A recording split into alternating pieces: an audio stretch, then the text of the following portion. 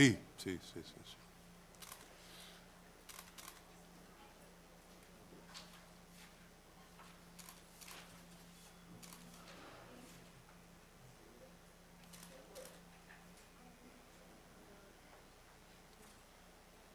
¿Qué curso dictas tú, Manuel?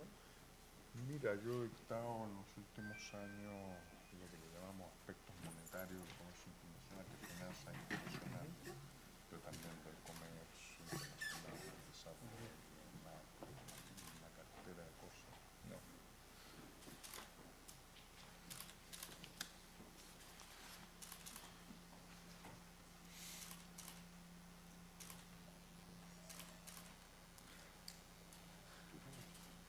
Bueno, buenos días a todos, muchas gracias por venir.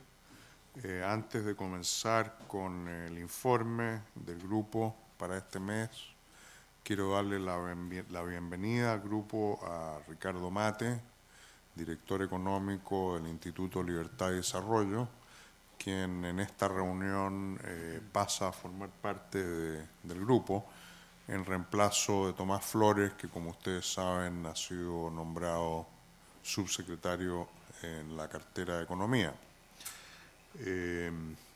Este mes, obviamente, el informe está muy... El tema principal del informe es el impacto del sismo, el terremoto que sufrimos el 27 de febrero. Entonces voy a pasar a leerles el comunicado de prensa y luego vamos a abrirnos a una sesión de preguntas y respuestas. Tomando en cuenta los antecedentes expuestos en su reunión mensual, el Grupo de Política Monetaria recomienda unánimemente mantener la tasa de interés de política monetaria en 0,5%. La inflación anual del IPC de 0,3% en febrero muestra que aún las presiones de precios se encuentran bien contenidas en la economía. Por su parte, al corregir por combustibles y alimentos perecibles en el IPCX, el menos 0,8% de inflación en 12 meses indica que la evolución de los precios se encuentra muy por debajo del objetivo de la autoridad. Adicional a lo anterior, se agrega que las expectativas inflacionarias a un año están bien ancladas dentro del rango meta. Sin embargo, a causa del terremoto, las expectativas de inflación a diciembre subieron de 2,7 a 3,5% anual, lo que es una respuesta moderada considerando la magnitud del desastre. Por su parte, tanto los precios externos como los índices de remuneraciones se han mantenido estables en torno a los valores de los últimos meses. Sin duda alguna, el shock de oferta producido por el terremoto del 27 de febrero será el acontecimiento que marcará la evolución a corto plazo de varios agregados económicos, tales como el producto, el nivel de precios, la inversión y el empleo. Si bien en el futuro inmediato el crecimiento del producto medido a través del IMASEC debería caer, esto no implica un cambio de tendencia perdurable respecto a la recuperación pronosticada para el PIB del año 2010. Por otra parte, los gastos de reconstrucción deberían redundar en algún plazo algo más largo en un alza en el empleo y consiguientemente en un aumento en los salarios. En estos momentos se proyecta un salto en la inflación de marzo, que sin embargo sería transitorio y se disiparía en los meses venideros.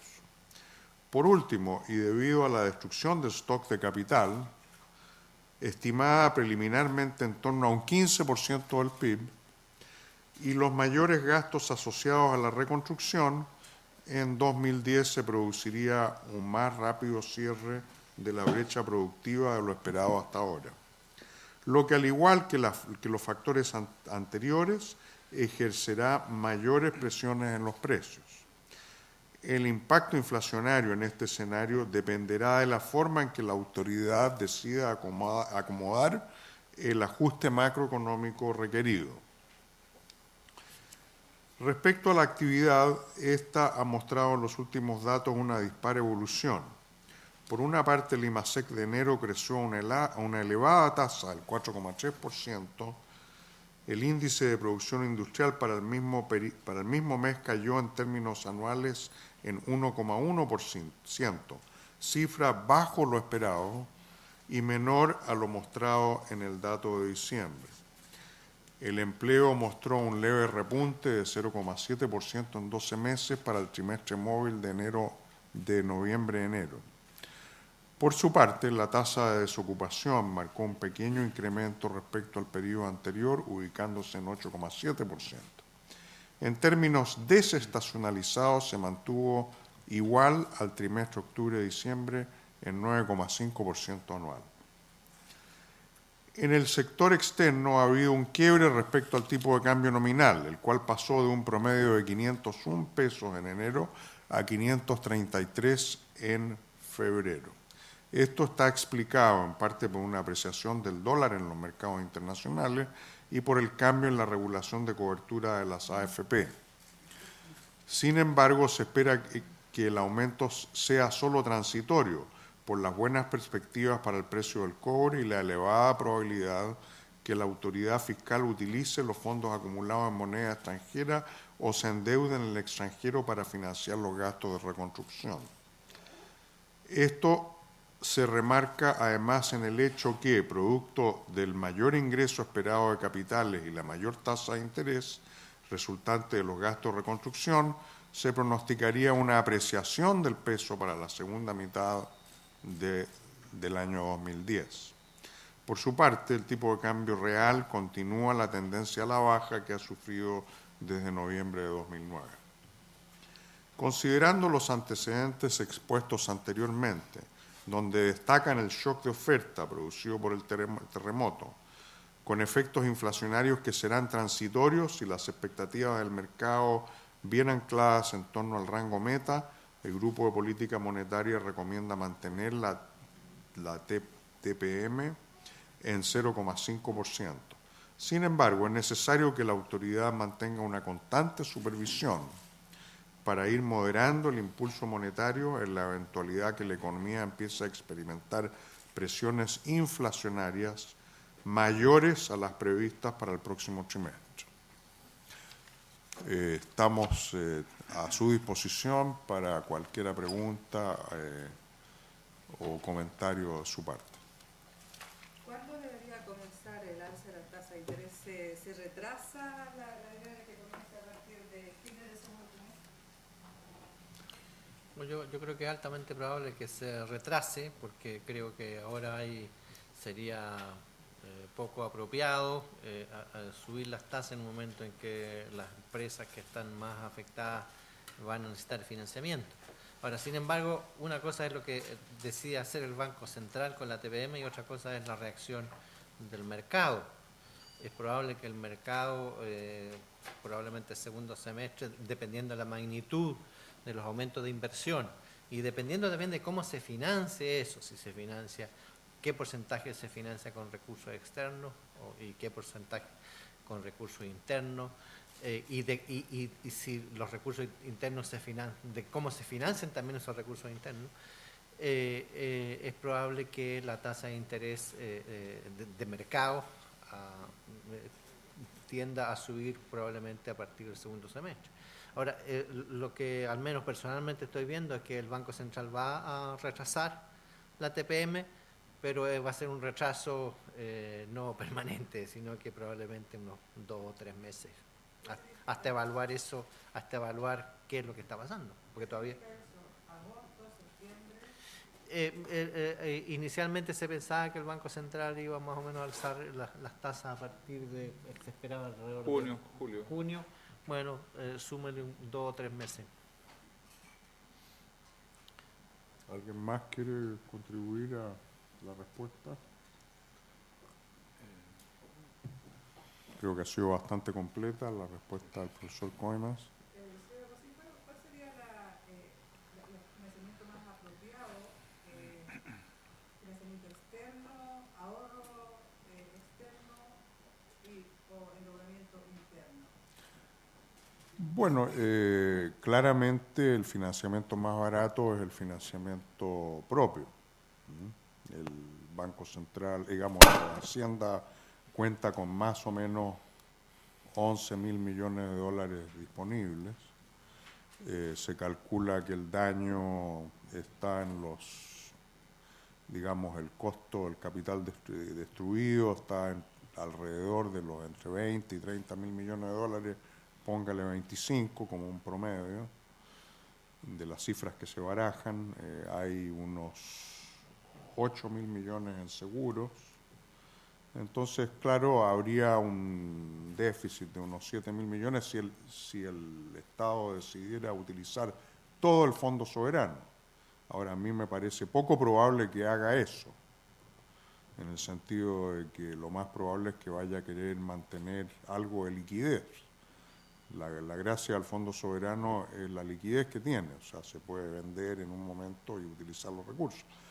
Ahora, y el endeudamiento, el costo del endeudamiento hoy por hoy es bastante bajo, los spreads todavía están muy bajos, no han reaccionado frente a la catástrofe que vivimos, o sea, en forma muy marginal. Creo que hay bastante confianza en Chile. Por otro lado, las tasas internas, creo que habría apetito por bonos en UF. Creo que es bastante incierto cómo se va a financiar. Por otro lado, se está empezando a hablar de algún tipo de alza de impuestos que todavía no está claro. O sea que es bastante prematuro pensar, o sea, hacer algún pronóstico de cómo se va a financiar. Yo creo que algo del Fondo Soberano se va a tocar, creo que va a haber algo de financiamiento y es probable que haya algún tipo de alza en algún impuesto. ¿Puedo complementar? Sí, por favor. En términos simples, si estimamos en 25.000 millones de dólares el daño, hay cálculos preliminares sitúan en 8.000 millones lo que podría venir de seguros. Los 8.000 millones de dólares van a tener que ser complementados entonces aproximadamente en 17.000 millones. Si se gastan todo el fondo soberano, ahí tendríamos 11.000, pero hay que considerar que la situación del cobre está bastante buena, o sea, puede que se acumule algo, y a lo mejor entonces, en términos de recursos financieros, el problema no es esencialmente grave. Los recursos, yo creo que... Además que hay que pensar que esto no se va a financiar solo en un año. O sea, eso es fundamental para entender probablemente los 25.000 millones de dólares, que son aproximadamente 15 puntos del PIB, a lo mejor se van a financiar este año, habrá que hacer un esfuerzo de 5 puntos del PIB, el otro año a lo mejor un poco más, 6 puntos, y el tercer año 4 puntos. Y eso es factible, o sea, es perfectamente factible desde un punto de vista de recursos financieros. El problema más delicado de cómo se acomoda esto es en términos macroeconómicos. Porque el PIB es una torta, ¿no es cierto? Y la torta se destina a consumo, a inversión, a gastos de gobierno y a exportaciones. Y hay un pedazo de la torta que nos regalan afuera, que son las importaciones.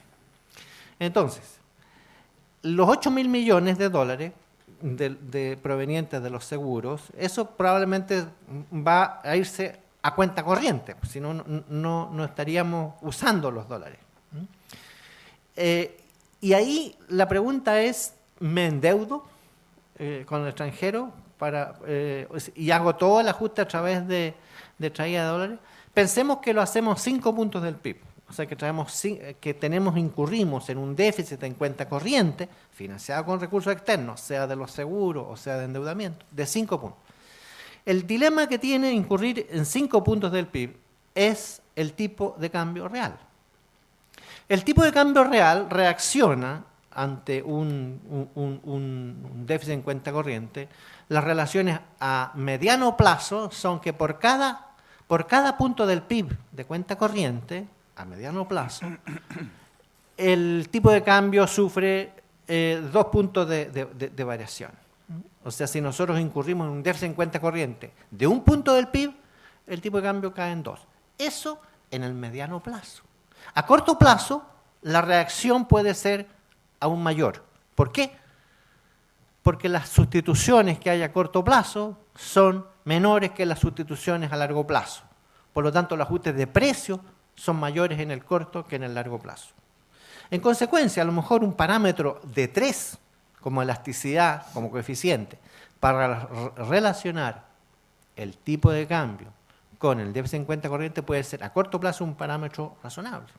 Si pensamos 5 puntos del PIB multiplicado por 3, son 15 puntos de variación del tipo de cambio real. Si pensamos que el dólar está en 520, 15% por 520, saque la cuenta, son cerca de 70 y tantos pesos.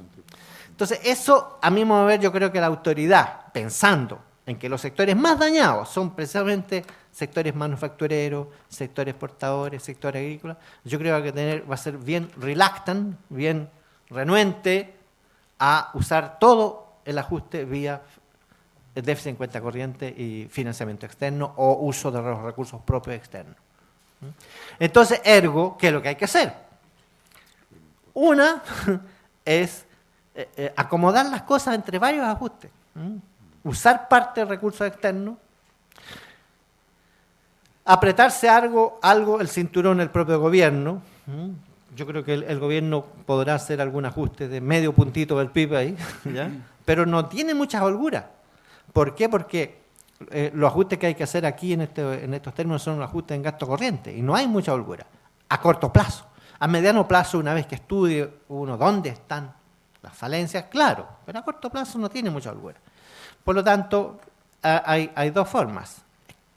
Endeudamiento interno, financiar la inversión con endeudamiento, ¿ya? Y que la gente ahorre más internamente. Y eso significa apretarse el cinturón de consumo. El endeudamiento interno tiene una complicación que puede presionar las tasas de interés al alza. Y eso puede castigar a la propia recuperación. Y en ese sentido, y ahí se puede explicar por qué el ministro mencionó al pasar, ¿no? Y saltaron como no sé qué palabra o adjetivo usar, diciendo que eso era de loco, etc. Yo creo que hay algo razonable en lo que dijo el ministro. O sea, yo creo que aquí es probable que se tenga que recurrir a recursos de impuestos, a endeudamiento interno y a endeudamiento externo o bien uso de los recursos externos, más los recursos que van a venir de los seguros. Pero eso significa entonces, en temas macro, déficit en cuenta corriente, por un lado, ¿ya? O sea, creciendo más las importaciones, y también ajustes de consumo y algo de ajuste de gobierno. Acuérdense que ustedes el PIB está compuesto consumo, más inversión, más gasto de gobierno, más exportaciones, menos importaciones. Entonces, la inversión, si el PIB probablemente sufre una pequeña caída por la caída de estos de capital. Entonces, si cuenta corriente no puede hacer toda la tarea, porque tiene los costos sobre tipo de cambio real, el ajuste más relevante tiene que venir por consumo. ¿Y cómo se aprieta en consumo hoy en día? Lo que nos dice que a lo mejor los impuestos pueden jugar algún rol. Más los ajustes de disminución de gastos superfluos que puede estar incurriendo el gobierno. El problema, en resumen, el problema más delicado aquí no es tanto financiamiento, sino que ajuste macro. ¿Me permite una...? No, yo tengo una visión diferente en el tema. Yo creo que la decisión del financiamiento de la reconstrucción, la parte que va a ser del sector público, porque no los 25.000 millones, no todo eso va a ser sector público, probablemente va a ser la mitad o menos.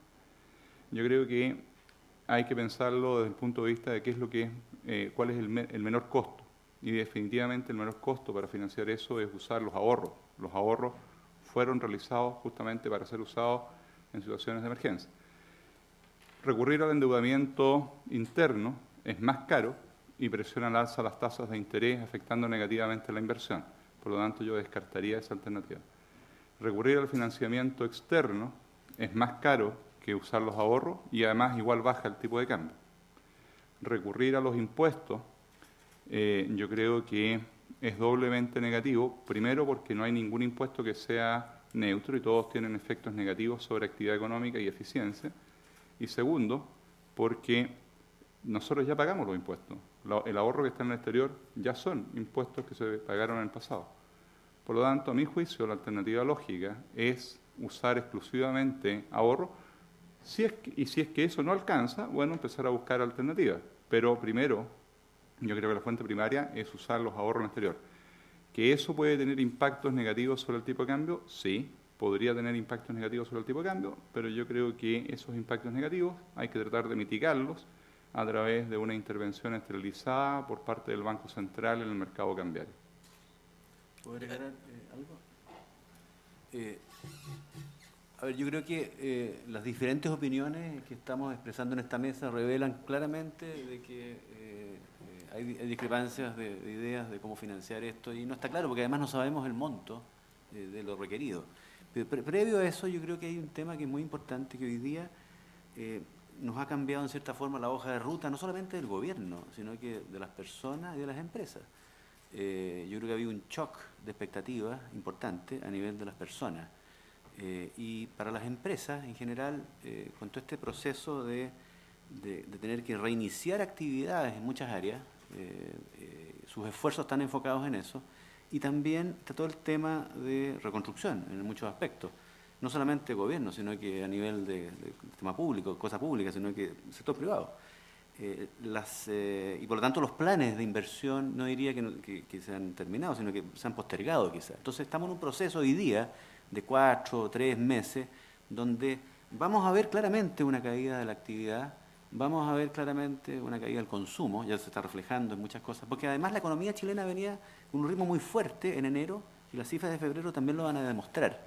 Entonces estamos en una coyuntura donde nos vamos a pegar un frenazo fuerte. Entonces yo pensaría que hay que ser muy cuidadoso, por eso se requiere mucha coordinación, yo diría, entre el Ministerio de Hacienda y el Banco Central, en términos de ver cómo se financia esto y qué impactos tiene.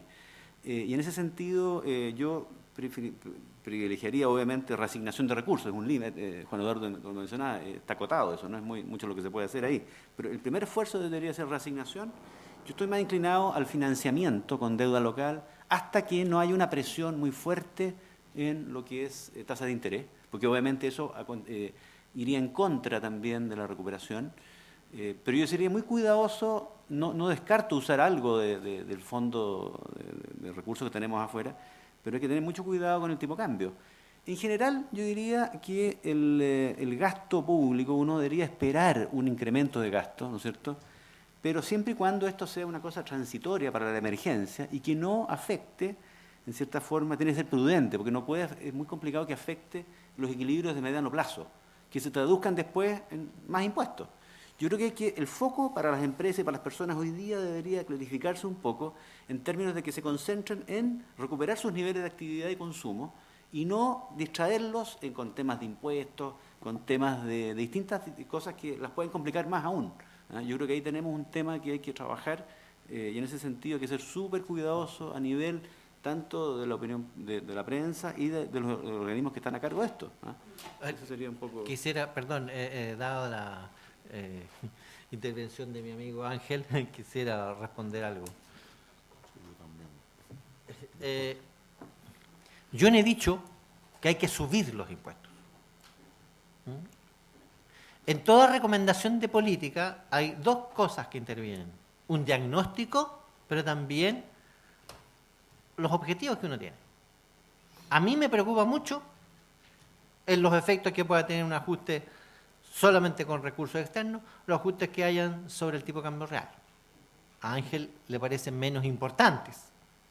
Pero eso es una cuestión casi de preferencias y también de percepciones. No es una diferencia técnica, sino que casi una diferencia valórica. ¿Quién paga el ajuste, por así decirlo? Eso es algo que tiene que decidir el país, el Congreso. El Congreso tiene que saber claramente qué implican las distintas opciones de política. La gran tarea del ministro de Hacienda es explicarle al Congreso, mire, si usted lo financia con recursos externos, todo esto, y todo con déficit en cuenta corriente, estas son las consecuencias. Si usted lo financia con recursos internos, estas son las consecuencias. Y son es el gobierno y el país el que tiene, es una decisión política de cómo se financia. Lo que sí está claro, desde un punto de vista casi matemático, es que o la cosa se financia con recursos externos y tiene consecuencias de un tipo, apreciación del tipo de cambio, o sea, caída del tipo de cambio real, o se financia con recursos internos. Y desde un punto de vista de financiamiento de recursos internos es que hay que apretarse al cinturón. Ese apriete del cinturón no necesariamente significa subir impuestos. ¿Por qué? Porque hay un apriete del cinturón endógeno que responde a la caída de ingresos que ha tenido la gente. Puede ser que la gente decida ella ahorrar, apretarse el cinturón, ella ahorrar y construir su casa, y a lo mejor ahí no sería necesario subir impuestos. Eso no sabemos todavía cuánto va a ser el esfuerzo autónomo de la gente y cuánto va a tener que a lo mejor ser inducido por políticas macro. Perdón, me gustaría Obviamente. agregar algo también. Primero, el Fondo Soberano no alcanza. O sea, cualquier cálculo nos dice que el Fondo Soberano se va a quedar corto con respecto a las necesidades. Aquí estamos viendo una cifra de 7.000 millones que van a faltar, más o menos. Entonces, tampoco me parecería sensato que nos bajáramos todo el Fondo Soberano. Creo que es una mala idea. Porque puede ser barato en este momento, más barato que el endeudamiento externo, más barato que el endeudamiento interno, pero estamos pagando un precio por liquidez. Yo creo que es importante guardar algo de ese fondo, porque no es la última emergencia que vamos a tener. Para no hablar de emergencias macro y de, ¿no es cierto?, recesiones futuras. Yo creo que para eso está eso. Entonces, a mí me preocuparía mucho que nos bajáramos todo el Fondo Soberano. Creo que hay que encontrar soluciones más balanceadas y equilibradas, tal como iba a mencionar también de que iba a haber un ajuste endógeno en el consumo por las expectativas de la gente, porque han perdido activos, ¿no es cierto? Hay un efecto riqueza negativo. Entonces, aparte de ese ajuste, va a ser, como dice el profesor Koemans, endógeno. Va a ocurrir igual. Las tasas de interés internas están bajísimas. Bajísimo. Por ahí se ve un espacio. Sí. El tipo de cambio el año pasado, cuando se usaron recursos del fondo, no tuvo una oscilación tan fuerte porque también había efecto internacional. Entonces no hay espacio por ambos lados, de usar recursos de ambos lados. Yo creo que hay que usar una combinación. O sea, a mi mover, un poco en la línea de lo que decía el profesor Agosino, o sea, aquí hay que, y de lo que han dicho otros economistas, o sea, aquí hay que usar una combinación. Yo concuerdo mucho con lo que dice Manuel, que uno no puede gastarse todos los... Es como una casa, ustedes tienen todas sus reservas, sus activos en un banco y deciden gastárselos todos en la primera emergencia, a pesar de que está muy grave, ¿no? O sea, porque hay un tema de liquidez, ¿no? Ahora, esa liquidez, claro, si es que el país no tiene endeudamiento muy grande, uno puede decir que sigue teniendo la liquidez a través de poder acudir a futuro a crédito. O sea, pero yo creo que el tema no es tanto financiamiento, yo sigo insistiendo en el punto, el tema es el trade-off que tiene entre usar déficit en cuenta corriente y con sus consecuencias en el tipo de cambio real, o apriete de cinturón. El ideal desde el punto de vista del tipo de cambio real sería que hubiera un gran apriete del cinturón autónomo, decidido por los agentes, y así estaríamos todos felices. ¿Qué candidatos de alza de impuestos serían como los más adecuados? ¿Cuáles descartarían y cualquiera? Bueno, yo descartaría el IVA, para empezar. Seguro que van a haber algunos impuestos pequeños, siempre se recurre a algunos impuestos que pueden recaudar bastante, ¿no? O sea, la verdad es que no lo he pensado en forma muy profunda, o sea que mi respuesta va a ser un poquito casi reacción a su pregunta. Descartaría el IVA, creo que el IVA en Chile ya es suficientemente alto. El ministro ha estado hablando del royalty últimamente, Creo que ese sería un buen candidato para un aumento del royalty, ya sea transitorio o permanente.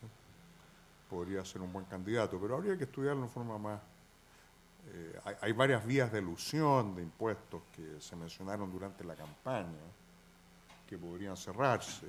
Gente que tiene sociedades de inversión o profesionales para evadir impuestos y que se deben a las diferencias que hay entre el impuesto marginal al ingreso de las personas y el ingreso el impuesto al ingreso a las utilidades de las empresas, ¿no es cierto? Entonces, este tipo de cosas se puede ir cerrando. O sea, hay varias vías de elusión de impuestos que claramente pueden cerrarse y eso mejoraría la recaudación. No sé si alguien quiere... Es una pregunta muy delicada, porque ahí uno pone los dedos en el ventilador, ¿no es cierto? Bueno, candidatos. Tal vez impuestos por el lado de los combustibles. Tiene cierto una externalidad, ayuda a disminuir congestión, ayuda a disminuir la contaminación. Otro candidato son los royalties y yo creo que un gran candidato es ver todos los loopholes que tiene el sistema tributario. Yo creo que hay, de repente, la clase media y profesional paga más impuestos que la gente más elevada, más. Y ahí a lo mejor podrían haber algunas ideas interesantes. Yo no descartaría el IVA así de plano. Cierto que tiene un efecto a lo mejor sobre los más pobres, ¿ya? Pero lo que queremos justamente, si es que usamos impuestos, es justamente un tema de bajar consumo. Entonces, es cierto que uno no puede abusar. Ahora, si uno mira qué orden de magnitud podría ser los recursos provenientes de impuestos, ¿ya?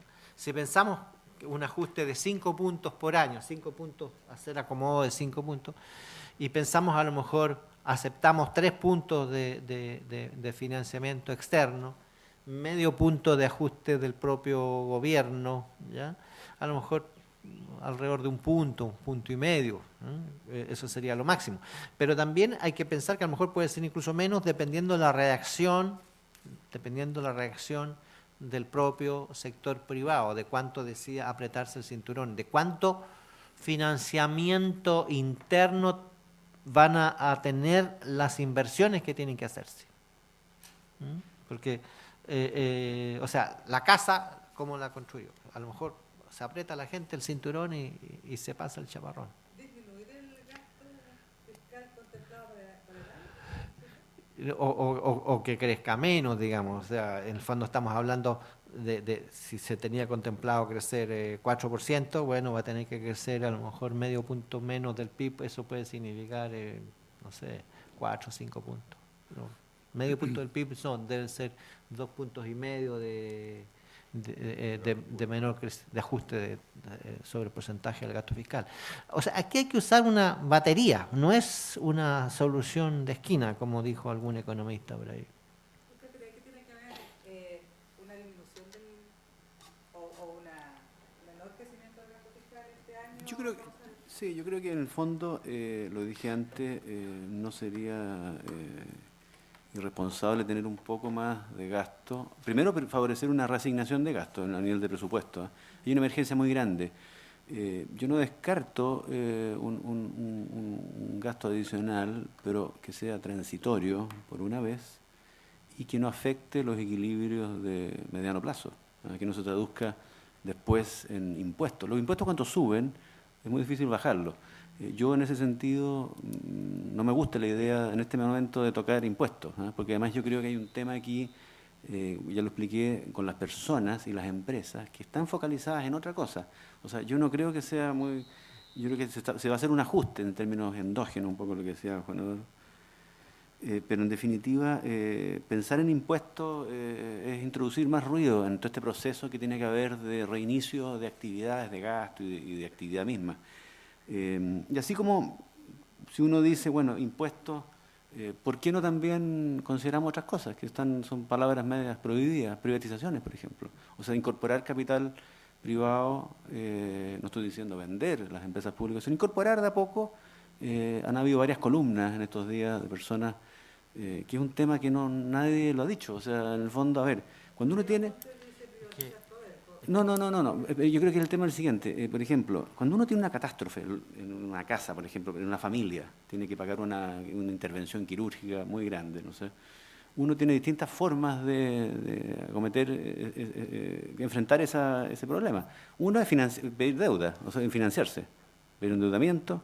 Y lo otro puede ser también vender activos líquidos que uno tiene, ¿no es cierto? En este caso pueden ser dólares, con el resguardo de que obviamente hay un tema ahí de no afectar mucho al sector exportador. Y lo otro también, quizás si uno tiene 2 autos, vender un auto. O sea, en cierta forma yo creo que aquí hay una oportunidad. Bueno, Perdón, que ahí perdón, va... Pero estamos... Perdón, no, antes de saltar al tema de la privatización, me gustaría mencionar, hay otra alternativa intermedia que tal vez es menos polémica, no descartando el tema de privatización, yo creo que es un tema que todo sobre la mesa. Es que lo que pasa debería analizarse, pero hay un tema que, sobre todo en el tema de reposición de infraestructura pública, como son hospitales, cárceles, colegios, carreteras, se podría pensar perfectamente que son las concesiones, que es un tema que ya ha estado funcionando, y ahí uno atrae financiamiento privado y libera recursos del sector público, se hace los proyectos con más rapidez, con más eficiencia. Lo que vimos en las concesiones viales es que, a diferencia de las carreteras públicas, las carreteras privadas estaban aseguradas. Por lo tanto, yo creo que el tema de profundizar y de usar intensivamente el sistema de concesiones es un tema que deberíamos estar pensando en forma muy seria hoy día.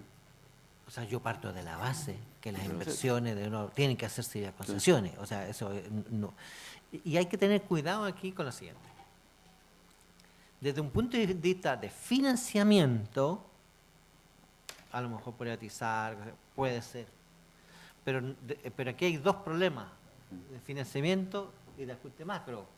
Si necesitamos, para que el déficit en cuenta corriente no sea tan grande, hay que afectar los flujos de consumo. Ahora, el apriete fiscal, cuando uno dice se aprieta en medio punto el gobierno, no es que el gasto total del gobierno tenga que apretarse, el gasto del gobierno probablemente va a subir, porque el gobierno tiene 2 tipos de gastos corrientes y gastos de inversión. En los gastos de inversión va a subir. Cuando uno habla de apretarse a lo mejor en medio punto, está hablando de gastos corrientes, para que quede claro. Entonces, el tema de vender activos, eso soluciona un tema de financiamiento. Pero incluso podría aumentar la farra de consumo. Ahí tiene ese riesgo. Entonces, si es que faltan recursos financieros, bien, a lo mejor se puede pensar. La idea es el año 85, donde después del terremoto comenzó todas las privatizaciones que había muchas veces por privatizar. Ahora, ¿cuáles son los candidatos? Porque parece que hay muy poco, aparte de las construcciones. El momento, pero en el año 85 había una crisis desatada. Aquí teníamos una crisis de balance de pago. O sea, tuvimos déficit en cuenta corriente de 9-10% varios años. Y en ese sentido, las circunstancias yo diría que eran muy distintas. Chile no tenía capacidad de endeudamiento, nadie quería prestarle un peso a Chile. Veníamos saliendo de la crisis bancaria en América Latina, y en ese sentido yo creo que las condiciones hoy día son totalmente distintas en términos de holguras que uno tiene. Entonces, yo lo que estoy diciendo es que pongamos todo sobre la mesa. Yo creo que la clave de esto es aprovechar esto como una oportunidad. Nosotros sabemos que tenemos un problema, que hemos ido perdiendo productividad en los últimos años, por distintas razones. Y yo creo que la clave para lograr metas de país desarrollado es transformar estas tragedias, en cierta forma, son puntos de inflexión, en tener un país reconstruido en algunos años más, pero con más productividad y más eficiencia. Y cualquier cosa que se haga en ese sentido tiene que ser muy bien evaluada y muy bien coordinada a nivel país. Por eso se requiere unidad. Y en ese sentido yo creo que es muy importante no tomar decisiones apresuradas, evaluar bien cuál es el diagnóstico de esto, o sea, de cuánto es el daño, y qué medidas, como dice Juan Eduardo, qué medidas se pueden tomar quizás a nivel, obviamente, lo que le corresponde al país, en el Congreso, con todos los estamentos presentes. Entonces, en ese sentido yo creo que hay que ser súper cuidadoso, va a haber mucha discrepancia de ideas de qué hacer y qué no hacer. Pero tenemos que consensuar algo porque es por el bien de nosotros. Déjame reforzar lo que dice Pancho. Perdón, Ricardo. las recesiones, el principal daño que provocan las recesiones es que faltan proyectos. Cuando faltan proyectos poco rentables, no se hace inversión y eso desencadena falta de demanda. Aquí ese problema se solucionó. O sea, sabemos claramente que muchas cosas, tenemos muchos proyectos en carpeta, por así decirlo. Entonces, es probable de que esta crisis, estos ajustes, sean una oportunidad de volver a demostrar que este país puede crecer más de lo que venía creciendo. Yo creo que la inversión debiera empujar mucho el carro, pero también las urgencias van a poner en el tapete y van a aumentar su importancia, su prioridad.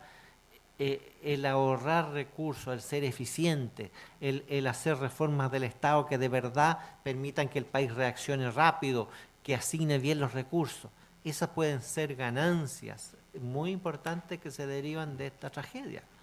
Todas las enfermedades, y eso lo puede saber cualquier persona, tienen dos caras de la medalla, una trágica, pero también una en que uno a veces cambia de valores. A lo mejor a este país esto le sirve un poco para centrarse en los valores más permanentes. ¿No tendrá que hacer crecimiento del PIB este año? Hay una baja muy importante, vamos a ser que 5% hace 4,5%, ¿cómo lo ven ustedes? Yo tengo una estimación. Todos tenemos diferencias. Bueno, pero podemos decirla, ¿sí? Pero si fueran, si pensamos en que el stock de capital se destruyó en 25.000 millones, ¿no? De dólares. Esos son 15 puntos aproximadamente 15 puntos del PIB. La relación entre PIB y el stock de capital más o menos está en torno a 0.4, 0.45 por ahí, ¿no? Eso significa más o menos una disminución, una caída del stock de capital en orden de 7%, ¿no? El efecto de la destrucción del stock de capital tiene efectos a mediano plazo, más o menos, si el stock de capital cae, por ejemplo, en 7, 8%, el efecto a mediano plazo hay que multiplicar ese numerito más o menos por 0.4. O sea, estaríamos hablando 3.2 a mediano plazo. Sin embargo, a corto plazo puede ser más grave porque en ese tipo de cálculos se supone que hay sustitución. A corto plazo hay poca sustitución. Luego el daño a cortísimo plazo puede ser mayor que 3 puntos del PIB. Lo que pasa es que va a haber un daño importante a corto plazo, a muy corto plazo, ¿ya? Y después, vía sustitución, vía acomodo, empieza a recuperarse. Y viene el motor de la inversión. Si uno hace así, back of the envelope, o sea, porque probablemente, yo mis pronósticos, eso lo dije alguna vez, yo pensaba que esta economía iba a crecer antes pre-terremoto, este año, en 5,7. Eso consta en lo que yo entregué al Ministerio de Hacienda el año pasado, a mediados del año pasado, o sea, no es una cosa sacada fuera de la manga. Bueno, pensemos que a lo mejor este año va a disminuir, a lo mejor en un punto puede ser el daño total para este año, pero con un gran esfuerzo, con gran eficiencia, haciendo las cosas muy bien. Sí, yo concuerdo de que el impacto estaría entre medio punto y 1 punto porcentual del PIB.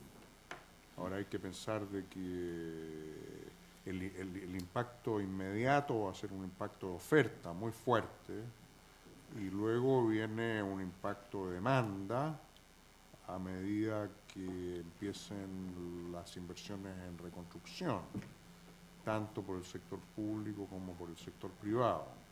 O sea, hay dos efectos, pero obviamente la capacidad productiva está dañada, va a disminuir en forma importante, pero digamos, en el cortísimo plazo, digamos, de aquí a fin de año, para el 2010 yo diría 1 punto porcentual es una estimación bastante buena. Claro, entre 4 y 4,5. Que depende de lo que uno... Depende de la expectativa inicial. Depende de la expectativa inicial. Yo coincido con un punto. Mi expectativa era 5, por lo tanto 4, pero hay que reconocer otra cosa, que enero y febrero quizás venían mucho más fuertes de lo que uno pensaba. Entonces puede ser 4,5 el año. Yo me quedo con 4 en este minuto, pero hoy día fíjense lo siguiente, en la encuesta de expectativa del Banco Central, la última, ya marca de 4,9 a 4,5. ¿Ya? Y estaba en 4,9, el promedio de los economistas a 4,5. Y en ese sentido se han ido plegando más gente al rango del 4 a 4,5. Yo les puedo nombrar 5 más, 5 personas o 5 bancos, en cierta forma, bancos de afuera. Y eso cada día va a ir apareciendo más, porque en el fondo la primera cosa era renuente a moverse mucho, porque en el fondo tampoco había magnitudes. 5,5. Yo creo más en mis estimaciones que la de los banqueros, por si acaso. Algunos, pero, no todos. Sí, no todos. Algunos se fueron plegando a los más. Pero mira, sí, yo creo que en definitiva, yo creo que el shock de expectativas a nivel de las personas, hay un clima de inseguridad tremendo, no porque las acciones del gobierno, es por un tema de que hay inseguridad. O sea, y eso afecta, pero hoy día aparece el tema de los autos. Venían a la venta de autos muy fuerte y hoy día se paró eso. No estoy diciendo que no se vaya a cumplir la meta en el año, porque después puede que se recupere, pero vienen 3 meses, mide a 3, 4 meses, con consumo deprimido, un frenazo en cierta forma, que es razonable. La gente tiene otras prioridades hoy día.